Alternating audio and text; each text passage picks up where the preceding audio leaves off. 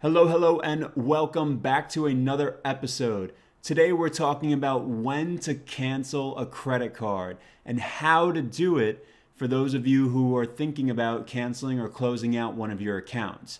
If you're following along with the Start Here series, this is part 3, and this is more of our intermediate episodes.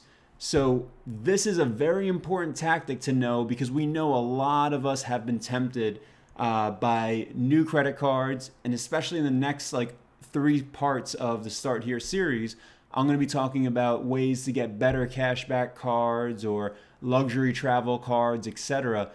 So before we get into that, I figured it's worth disclosing and sharing how do we best cancel a card. If you're joining for the first time, though, this is a great place to start if you already have cards that you want to cancel. And let me take a second to introduce myself. My name's Armand. I'm here to help you reduce your financial anxiety by giving you the tools and the education that you need to get a little bit closer to financial freedom. All right? So let's jump into the episode. When to cancel a credit card. We're actually going to be talking about it in 4 sections. First, we're going to talk about a ratio called your credit utilization ratio, a very simple formula. I'm going to teach you guys how to do it. And from there, we're going to talk about the impact that and other things have on your credit score. Then we're going to move on to, cards that you should, think about closing out and some last minute considerations before you close them. And then cards that you might want to keep. So let's get prepared. The first thing that we want to do to calculate our credit utilization ratio is take out all of our cards, including cards that, if we cut up a card that we never closed out, that card still exists. Just cutting it up doesn't actually mean you're closing it out. It just means that you can't spend on it any longer, at least physically. Online, that's a different story, right? But count up all your credit cards, lay them out in front of you. Let's say you have 4 cards that are currently open. I want you to add up any balances that are due.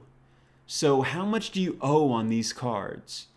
And then take that as your numerator. If we're going back to elementary school mathematics, that's your numerator. Your denominator is going to be what is the total outstanding credit limit that you have from all these credit card companies combined. Let's make this really simple for purposes of examples, right? Let's say you have 4 cards. Each of them has a $2,000 credit limit, and you have $500 due on each of them, all right? So 500, 500, 500, 500, that's $2,000. 2,000, 2,000, 2,000, 2,000, that's $8,000. So right now you would have a credit utilization ratio of 25%. Now that's pretty good, because an ideal credit card utilization ratio is anything that's less than 30%. At 25%, you're doing pretty good. You could actually lower that a little bit more, and you might want to aim for 20%. But if you're paying back your balances on a month-to-month basis, you're golden. So credit utilization ratio, we've already explained that. History with the card. Now I want to mention something here. History with the card, but it has to be what we're calling an unsecured credit card. That is a proper credit card. A secured credit card is a card where you're loading that credit card up with a set amount of money. Now you'll find secured credit cards are popular amongst usually 2 groups of people. One group is going to be children or college students who perhaps are not yet ready to qualify for a card on their own, and their parents are giving them a preloaded card as a allowance or just as a means for them to take care of their spending, just so they have, something on hand. Maybe it's in case of emergencies. And the second group is if you've ever declared bankruptcy or if you have very, very low credit score right now, then sometimes a secured credit card is all you could get to start off with. And then from there, you could graduate up to a very low limit unsecured credit card that usually has some stipulations. And I can't necessarily recommend, a secured credit card for you because I don't really feel that they're credit cards. I feel like if you have one, you should be doing everything you can to get a proper credit card. But I wanted to mention that as a caveat because history with card is really going to only pertain to a proper unsecured credit card. Last but not least, activity on card. We all have monthly expenses, whether it's like a streaming service, our internet bill, our phone bill. Perhaps it's a monthly subscription to something that you get delivered to you in the mail. All those things add up, but realize that all those monthly subscriptions, they are opportunities, one, for you to save money. Just cancel them if you don't use them anymore, especially if you're flirting with the idea of being in credit card debt. But two, what I meant to say here is it's an opportunity to put activity on a card that you don't use that often. So as we get older, our tastes sort of change, our spending habits change. I remember as a college student, one of my biggest expenses was simply fueling up my car. I lived quite far away from my college, so driving back home and driving back up to school just cost a lot of money for gas. Nowadays, I barely drive as often as I did in terms of mileage, and fuel is a much smaller expense in my monthly budget versus things like perhaps dining out or travel. Those are things where I choose to spend more money on because, well, one, there's more disposable income to spend on these forms of entertainment, but two, I just don't have to drive as often as I used to. So as our tastes change, our opportunity for what credit card rewards we want should change as well. So getting back into the topic at hand, activity on card, what I want you to think about is what are some of these old cards that you have a long history with? Maybe just putting a monthly recurring expense on them will help you keep that activity there instead of just closing out that card when, there's really no need to. It's not hurting you in any way. All right. Let's move on to cards you should close. You should definitely close a card if the high annual fees don't have a downgrade path.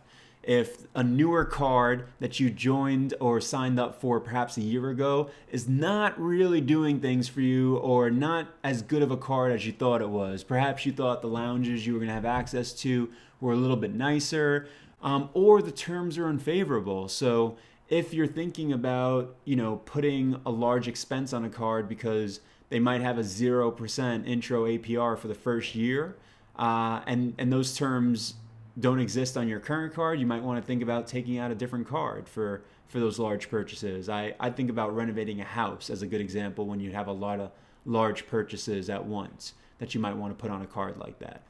Nonetheless, if any of these things don't apply, then maybe you should think about canceling. But before you close the card, I want you to think about three things. One, when is the annual fee?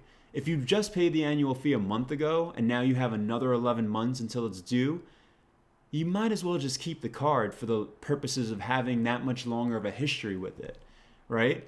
So as long as there's not other expenses that you're incurring by holding onto that card on a month-to-month basis, you might as well hold on to it. And while you're holding on to it, can you use any of the benefits that you're getting?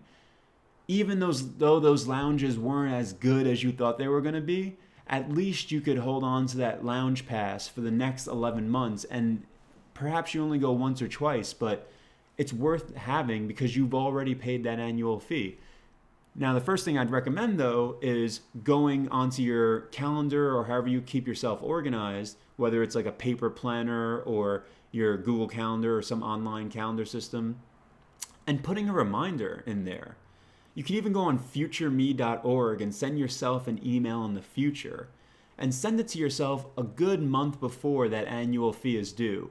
And once you get that email, you're going to want to call that credit card company and then close out your card and pay off any balances that are due so that you don't get into a situation where you're paying that annual fee again. Or by then, the card might have improved. They might have added more benefits and now you're actually a fan of it again. And now the last thing you should think about, though, is are you applying for any loans soon? Because if you are, let's say in the next 6 months you're planning on buying a new home or you're planning on refinancing your home. If you're going through one of these major loan moments like a purchase, a refinance of a home, or a purchase of a car, I wouldn't recommend closing out the card at this moment unless it's really that detrimental to you. Instead, you should just pay off your balances due and, like I said earlier, find a recurring transaction to keep that card active for the meantime.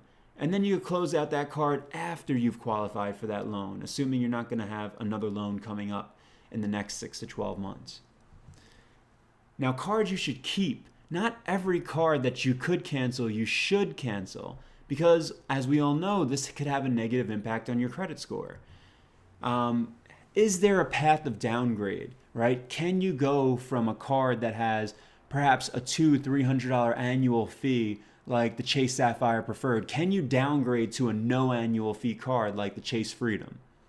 If there is a downgrade path, that's awesome. Now, all of a sudden, you're getting rid of that annual fee that you don't want to pay any longer, and you could keep that card and its history open because it's not actually closing the account out. It's just turning that same card number into a less premium card that you could just now use for a monthly recurring expense. Now, what is your oldest unsecured card that you have the most history with, like I mentioned earlier? Try to keep that card open because that's going to do a lot for your credit score, even though you might not use it that much anymore.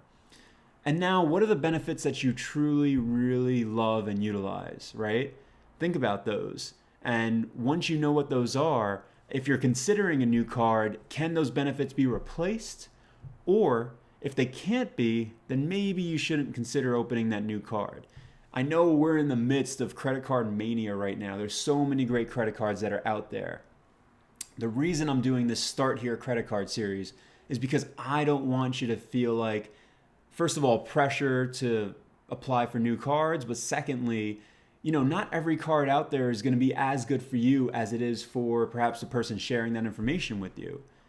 So think about it, and perhaps the cards you have are already good enough or just perfect for you. And if they're not, then maybe you could just downgrade to more favorable terms for yourself. All right, that wraps up our video. I always want to put some disclosures on the screen that I'm not a financial or legal professional. I'm just hoping to inform you and help you make better decisions. Last but not least, thank you for watching. Be sure to like this video. That is the best way that you could help me if I had any chance or if I had any impact on helping you. Also, be sure to subscribe. If you are enjoying this series or if you want to stay tuned for parts 4, 5, and 6, which are going to be all about cashback, hotel stays, and luxury air travel, and the best credit cards to help you get there, then subscribe and those will come up to your feed. There's also going to be other videos intermingled between and plenty of other content that we have in store for you. And then a question for you for the comments below, right? What card do you want to cancel and why? Is there a card that you've had for a while that you're just not really utilizing anymore? Write about it in the comments and maybe we could figure out why you should keep that card. Thanks again for watching, and I hope to see you next time.